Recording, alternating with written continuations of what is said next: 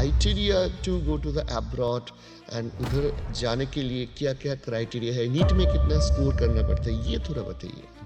So as per the new rule by the government, which is authority National Medical Commission, उन्होंने साफ बोला हुआ है कि कोई भी स्टूडेंट अब्रॉड जा सकता है, उसको 12th पास करना है डेफिनेटली, उसके बाद उसको नीट एग्जाम देना है। नीट एग्जाम में उसको minimum qualification as per the category करना है।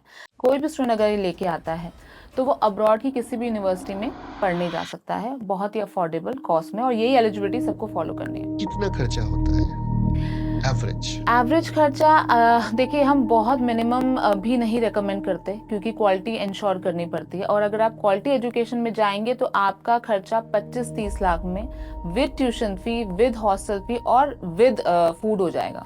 ওকে, যারা মানে মধ্যবিত্ত বাড়ির ছেলে মেয়ে তাদের ক্ষেত্রে তো সবসময় 25-30 লক্ষ টাকা অ্যাভেলেবেল থাকে না, তো সেক্ষেত্রে এখানে কোনো লোন বা ইএমআই এগুলো কি অ্যাভেলেবেল হয় from our state specifically? Loan তো হয় ডেফিনেটলি, সেক্ষেত্রে কিছু ক্রাইটেরিয়া আছে লোনের জন্য, যেগুলো গার্জেনদের সেই ক্রাইটেরিয়া থাকতে হবে যে এটা হলে তবে লোনটা হবে, যেগুলো ব্যাংকিং ক্রাইটেরিয়া থাকে বাইরে পড়তে গেলে, যেরকম অন্যান্য ডিগ্রির ক্ষেত্রে যেটা হয় সেই রকমভাবেই এখানেও लोन अप्लाई करा जाए এবং लोन হয়ে যায়।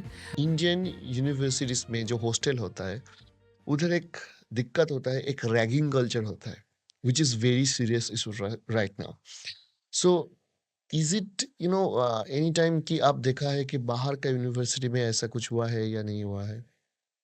देखिए, इंडिया में इंडियन को कुछ होता तो न्यूज़ इतनी बड़ी नहीं होती जितना अब्रॉड में अगर किसी इंडियन को कुछ हो जाए, ठीक है। और हर यूनिवर्सिटी को अब्रॉड में अपनी रेपुटेशन संभालनी है, क्योंकि अगर एक न्यूज़ आ गई कि इस यूनिवर्सिटी में इंडियन स्टूडेंट कुछ हो गया तो दिक्कत हो जाएगी।